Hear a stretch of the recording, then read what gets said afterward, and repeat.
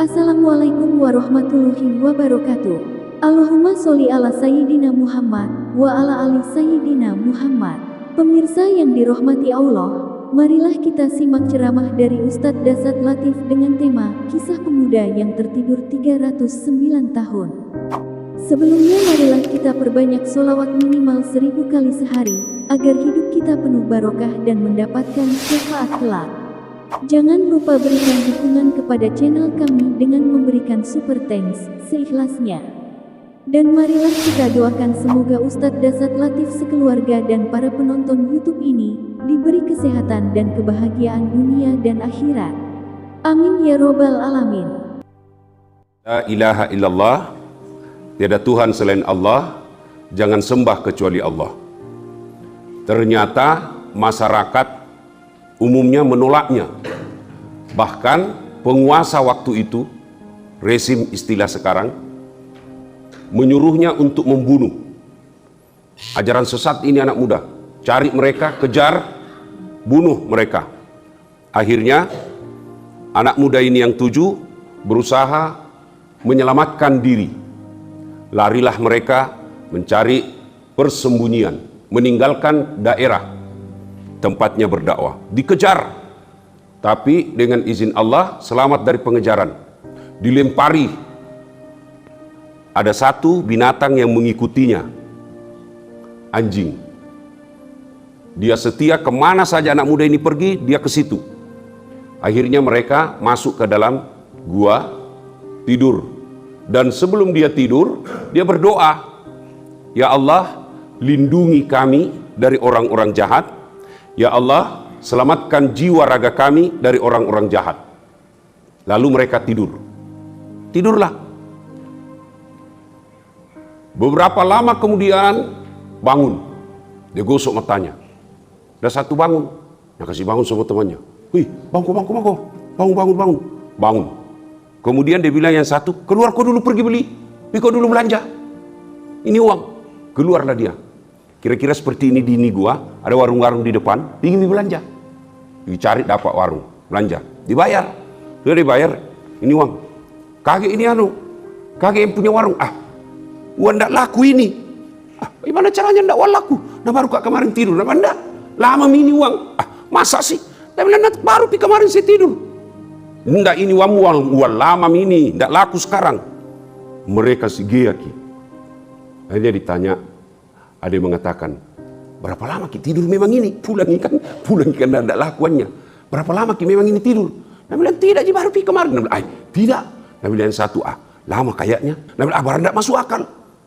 Mereka berdebat. Ternyata berapa lama mereka tidur, Pak? Ada yang tahu berapa lama tidur?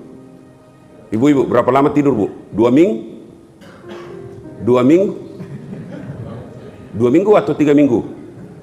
Berapa, Ibu? 309 tahun. 3 abad, Pak.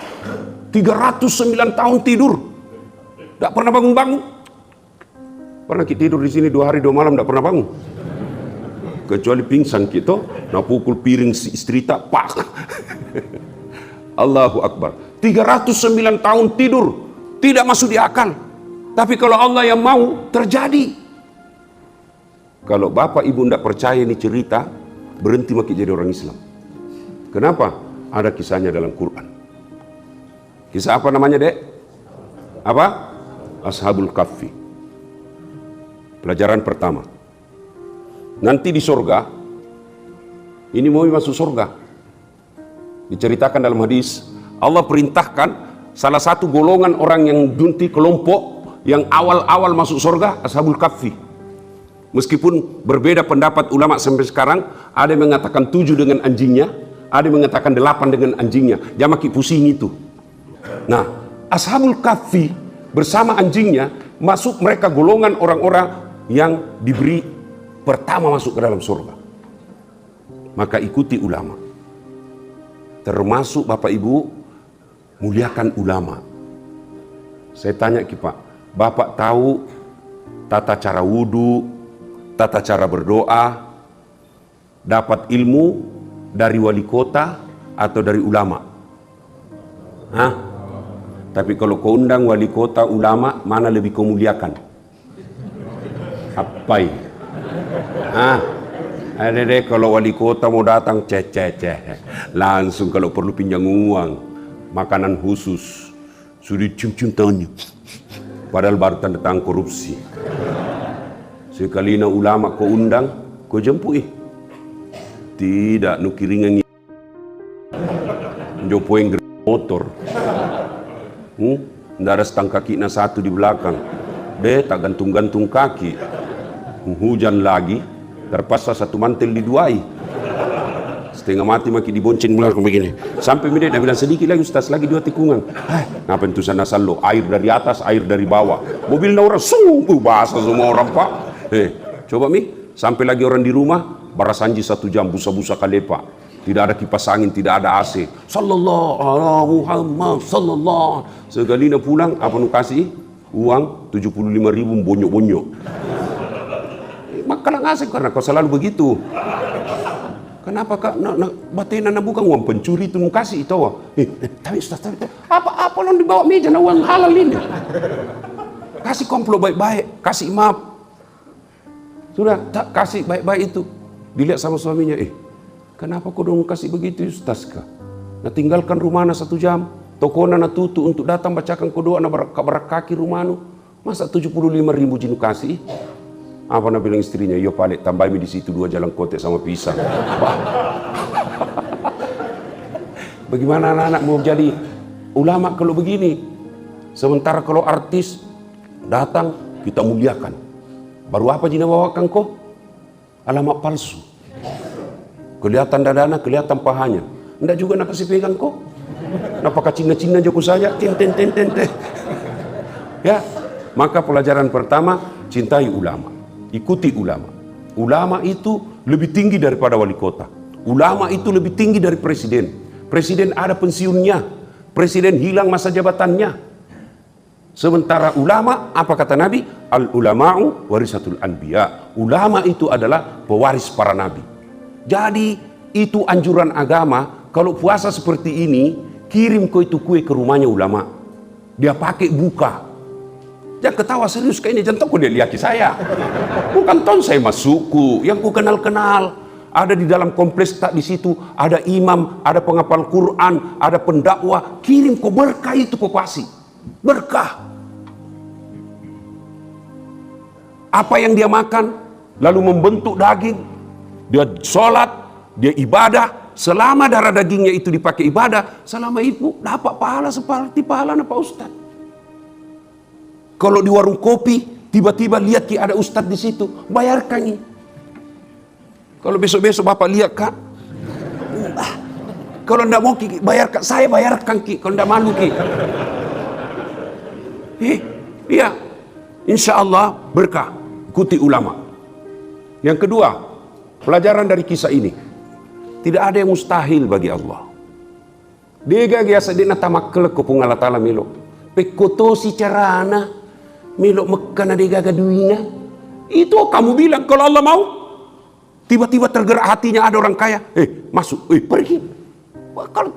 Kalau Allah yang mau. Bagaimana tuh caranya bisa insinyur, nanda ada sekolah bapaknya, ndak ada kerjanya. Ada, tiba-tiba dapat beasiswa. Tak ada yang mustahil. Kalau Allah yang mau menolong, tidak ada satupun kekuasaan manusia yang bisa menghalangi. Kalau Allah yang mau mengangkat seseorang, biar satu dunia mau menjatuhkan, terangkat. Sebaliknya, kalau Allah yang mau menjatuhkan orang, satu dunia angkat, pasti jatuh. Banyak sekali pelajaran kita lihat dalam dunia ini. Orang punya kuasa, punya jabatan, tidak masuk di akal, tapi kalau Allah berkehendak jatuh. Itulah makna dari kalimat la haula wala quwata illa billah. Jadi jangan pernah pesimis, selalu percaya diri. Jangan pernah sakwa sangka, sangka baik terus. Kalau ada sesuatu yang diinginkan, sangka baik.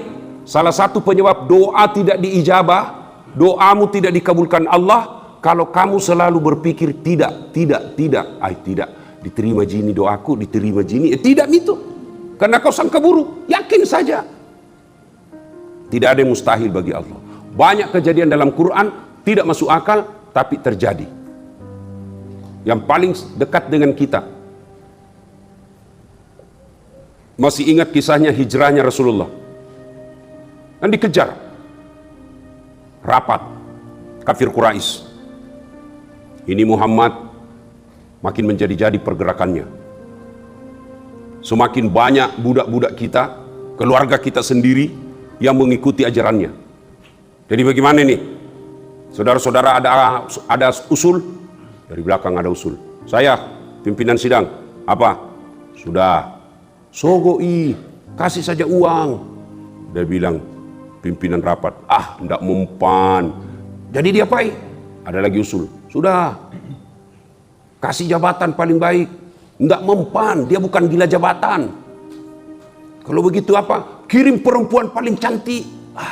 Dia bukan bangsa Indonesia. Tidak mempan perempuan itu. Jadi kalau begitu dia apa? Gini, dibunuh saja. Tapi kata yang lain, dia kan juga punya marga. Dia juga punya keluarga. Bani Hashim. Kalau dia dibunuh, mengamuk Bani Hashim. Bagaimana ini? Ada usul, dia bilang, ya sudah. Diborongi. Kan di Mekah waktu itu ada beberapa bani. Bani itu suku-suku. Ya. Diborongi. Jadi nanti kalau keberatan ini Bani Hashim, semua bani yang ada di sini bersatu kita lawan. Istilahnya anak muda dulu dan satu, pemain silat dan satu, kita dan kawan-kawan. Ya toh? Akhirnya setuju. Oke, kapan? Ya besok. Sergap rumahnya Muhammad. Besok malam. Setuju? Setuju. Tidak boleh bocor ini rapat, Siapa yang bocorkan kita penggal kepalanya. Oke, ini rahasia negara. Pulanglah peserta rapat. Ada satu peserta rapat pas tidur cerita-cerita sama istrinya. Dia bilang, ibu, datang rapat tadi. Oh ya? Iya, ada rahasia ini. Tapi memang kau bilang-bilang ibu, rahasia negara ini bahaya ini kalau bocor nih. Apa pak? Nanti kau kasih bocor. Tidak, apa? Kenapa kau bilang-bilang mau pancing jaki pale? Akhirnya dia bilang, besok malam Muhammad mau dibunuh. Tapi jangan kau ngomong, jangan kau cerita. Enggak pak, rahasia terjaga.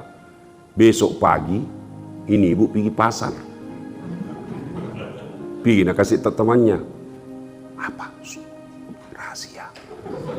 Jangan kau ngomong-ngomong, Iyo, apakah? Tapi jangan kau ngomong, iyo, apa? Sebentar malam Muhammad mau dibunuh. Wah, iya kak? Iya. Tapi rahasia, jangan kau ngomong. Iyo, ndak aman. Pulang ini, nak kasih tahu juga tetanggana. Sini kau dulu. Apa? Ada rahasia. Jangan kau ngomong-ngomong. Yang tadinya ada rahasia, jangan kau ngomong-ngomong, ngomong semua orang. Itulah perempuan kalau kena dapat dikasih rahasia. Maka bapak-bapak kalau ada rahasia jangan lalu kasih tahu istrimu. Biar sumpah-sumpah jangko percaya pasti bocor. Itulah kenapa dalam Quran kalau laki-laki bersaksi cukup 1 orang. Quran. Tapi kalau perempuan harus 2 orang.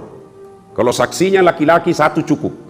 Kalau perempuan harus 2. Kenapa? Karena memang kadang perempuan susah pegang rahasia. Ya, berapa banyak kisah-kisah gara-gara perempuan suami hancur. Nah, itu kekurangannya perempuan. Pacari, pacala, pacala-cala. Nah sudah, akhirnya dikepung rumahnya Rasulullah. Dikepung. Nah, ternyata Rasul juga tahu. Dari mana Nabi tahu? Intelnya Allah, malaikat. Muhammad hati-hati, akan ada penyerangan sebentar malam, ganti korek di kopi. Nah disergap, wah dikepung. Nabi diperintah untuk membaca 1 ayat, lalu keluar, tidak ada yang bisa melihatnya. Ada yang tahu ayat itu? Ada yang tahu? Aku kasih hadiah. Baik, karena banyak sekali kita semua jadi tidak cocok. Ya, ada. Mana itu? Ada anak kecil. Kasih hadiah. Ya. Siapa yang bisa hafal itu ayat? Ibu-ibu angkat tangan. Apa ibu? Ya. Nah, hadiah. Tiket. Kasih hadiah uang ustadz berkah. Oke, berkah. Ya, insya Allah ya. Beda Beda uang ustaz dengan uang polisi. Ya, ada yang tahu artinya itu? Ada yang tahu? Ada yang tahu artinya? Ibu, itu uang insya Allah ibu, uang berkah. Itu uang saya ibu, uang berkah. Selama ibu tidak belanja itu uang, ada terus uang di dompet tak? Ya, coba membuktikan ini, insya Allah. Selama kita tidak belanja-belanjai, ada terus uang tak di dompet. Itu berkah itu uang itu. Ya, Bapak saudara-saudara sekalian, itu ayat tadi yang Nabi baca. Kurang lebih terjemahannya, di depan mereka, di belakang mereka, di kiri kanan mereka, seolah-olah ada dinding. Tertutup mata mereka, seolah-olah ada dinding. Nabi lewat, tidak ada yang bisa melihatnya. Coba. Ini biasa nak baca mahasiswaku kalau ada rahasia lalu lintas. Jangan lebih baik, diam saja. Habis saya. Lewat. Tidak, langsung datang dia bilang, bohong-bohong ke Ustaz. Apalagi kau bilang kau bohong? Itu kita bilang itu ayat, tidak dilihat orang kau dibaca. Saya baca tadi Pak ditilang nggak? Memang kenapa kau ditilang? Tidak pakai helm. Saya bilang itu juga polisi hafal itu ayat.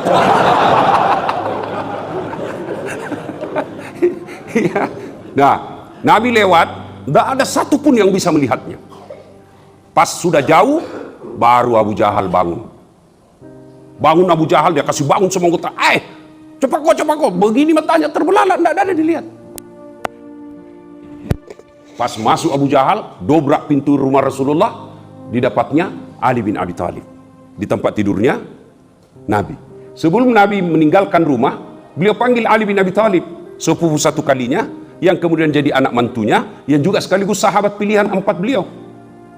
Dia bilang, Ali, sini kau dulu. Ya Rasul, kau ganti saya dulu tidur di sini. Coba bayangkan Pak, kalau bapak-bapak itu malam ada penyergapan, bapak mau dibunuh, misalnya saya mau dibunuh, baru saya panggil Ki, ganti saya Kak tidur di sini. Mau Ki kira-kira Pak? Mau Ki kira-kira? Pasti tidak mau. Ali bin Abi Thalib, apa dia katakan? Sami'na wa ata'na. Malam itu selesai kejadian, ditanya, Ali, kenapa kau mau ganti Nabi malam itu? Nah, kau nyata-nyata diganti untuk mati. Apa kata Ali bin Abi Thalib? Kalau saya yang mati pada malam itu, 1 orang mati. Hanya Ali, anaknya Abi Thalib yang mati. Tapi kalau Muhammad yang mati pada malam itu, roh kebenaran, cahaya kebenaran, dinul Islam akan hilang di muka bumi. Lebih baik saya mati daripada Rasulullah Muhammad SAW. Begitu kau anak muda. Jangan kau kalau cewek, gunung kan kudaki, lautan ku seberangi, minum kopi aja kau tiup. Panas saja kopi kau balak nih, ya. Nah, akhirnya disergap, ditarik Ali dari tempat tidurnya. Aina Muhammad? Mana Muhammad? Saya juga tidak tahu. Dikejar Abu Lahab, kemudian kalap, teriak-teriak, lalu dia bilang, ayuhan nas, wahai penduduk Mekah, siapa yang bisa menemukan Muhammad dalam keadaan hidup atau mati, saya kasih hadiah 100 ekor onta betina. Itu onta pada zaman itu lebih mahal onta betina daripada onta jantan. 100 ekor. Kira-kira kalau sekarang itu satu onta uang Indonesia berapa? Kalau saya tidak salah 25 juta. Satu ekor 25 juta kali 100 berapa Pak? Ibu-ibu biasa kalau uang cepat nah hitung. Berapa kira-kira? 2,5 miliar ya? Ya sekitar itu 2,5 miliar. Siapa yang dapat Muhammad, saya kasih hadiah 2,5 miliar uang kalau uang Indonesia. Berkejaranlah orang mencari Muhammad. Nah, salah satu pencari tanda jejak keluar, dia kejar. Hebatnya ini orang Pak, dia tidak perlu lihat bekas kaki onta, apa penciumannya Pak tajam. Dia bisa tahu seperti anjing pelacak. Dasar Latif, Rexona. Kan dia bisa tahu, kejar, dan dia didapatnya Muhammad, didapat betul ini. Tapi apa yang terjadi? Begitu kudanya mendekati Muhammad, standingi kudanya Pak, nangka kakinya jatuh, naik lagi, dekat lagi, jatuh lagi. Dia coba ketiga kalinya, dia mau naik lagi kudanya, jumping lagi kudanya, jatuh lagi. Langsung dia bilang, bukan orang sembarang ini. Ada orang dilindungi Allah ini. Akhirnya dia berkata, Abu Bakar. Tidak berani dia sebut namanya Muhammad. Abu Bakar, karena Nabi bersama Abu Bakar. Ya, itu teman yang bersamamu dikejar itu. Hadiahnya, kepalanya 100 onta. Apa yang bisa saya bantu? Yang tadinya mau membunuh, dengan izin Allah, dia balik melindungi Nabi. Apa yang bisa saya bantu? Ini, ada perbekalanku. Ambil ini pembekalan saya. Lanjutkan perjalananmu. Kata Abu Bakar, Rasulullah meminta tolong. Kalau bisa, kamu sampaikan kalau kau ketemu, bagaimana caranya supaya mereka tidak temukan kami. Kalau Allah yang mau, Pak. Tadinya mau membunuh, justru kembali melindungi. Kalau Allah yang mau, tidak ada yang mustahil. Nabi bersembunyi dalam Gua Zur. Ada yang tahu apa? Gua Zur, bersembunyi itu dalam Gua Zur. Itu Gua Zur, Pak, kalau dilihat dari luar, begini orang sembunyi, pasti kelihatan orang di dalam. Pasti. Karena tidak jauh itu ke dalam itu Gua Zur. Biasa kalau orang pergi umroh, itu dibawa keliling ditunjukkan. Kalau dulu-dulu masih bisa orang naik, sekarang tidak bisa. Dekat. Nah, dikepunglah itu Gua Zur. Didapat itu gua sama ini Abu Lahab, Abu Jahal dan kawan-kawannya. Mengintip. Abu Bakar tak tendrin nih. Gemetar Abu Bakar. Nabi katakan, Abu Bakar la tahzan. Abu Bakar jangan kau takut. Innallaha ma'ana. Allah bersama kita. Tenang kau. Karena Abu Bakar mati didapat maki. Tombak maki. Dengan mantap Nabi katakan, Abu Bakar la tahzan. Innallaha ma'ana. Jangan kau takut, Allah bersama kita. Akhirnya apa? Allah turunkan pasukannya. Bukan ababil, bukan malaikat, tapi apa? Laba-laba. Bahasa Paris Perancis, spider, bukan Spiderman. Tahu jadi laba-laba? Garangkang. Iya toh? Pernah lihat sarang laba-laba? Itu biasanya kalau mulai lebaran dibasmi. Rumah dibersihkan dari sarang laba-laba. Ya, itu sarang laba-laba. Ambil pulpen, kasih di atas sarang laba-laba, pasti rokoyak, pasti robek. Begitu rapuhnya. Tapi apa yang terjadi? Kekuatan laba-laba yang sangat rapuh mengalahkan tentara pilihannya Abu Jahal.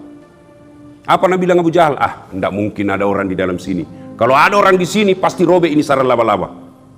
Mengintip terbang burung merpati. Nabi bilang, tidak mungkin ada manusia. Pergi mereka. 3 hari 3 malam dalam Gua Zur. Lanjutlah perjalanannya. Kalau Allah ingin menyelamatkan orang, Pak, kalau Allah yang mau menolong kita, pasti ada cara. Tidak ada yang mustahil. Maka yang jadi persoalan buat kita, bagaimana supaya Allah menolong kita. Cara supaya Allah menolong kita, banyak mendekatkan diri kepada Allah Subhanahu wa Ta'ala. Dan bulan inilah tempatnya Allah paling dekat dengan hambanya. Maka sia-sia orang yang memasuki bulan suci Ramadan tidak memperbanyak amal-amal kebaikan. Yang diberi kuasa, kemampuan untuk ngaji-ngajilah target. Yang sudah kabur-kabur matanya, tidak punya duit untuk beli kacamata, sikirlah dengan cara yang lain. Ucapkan subhanallah, subhanallah.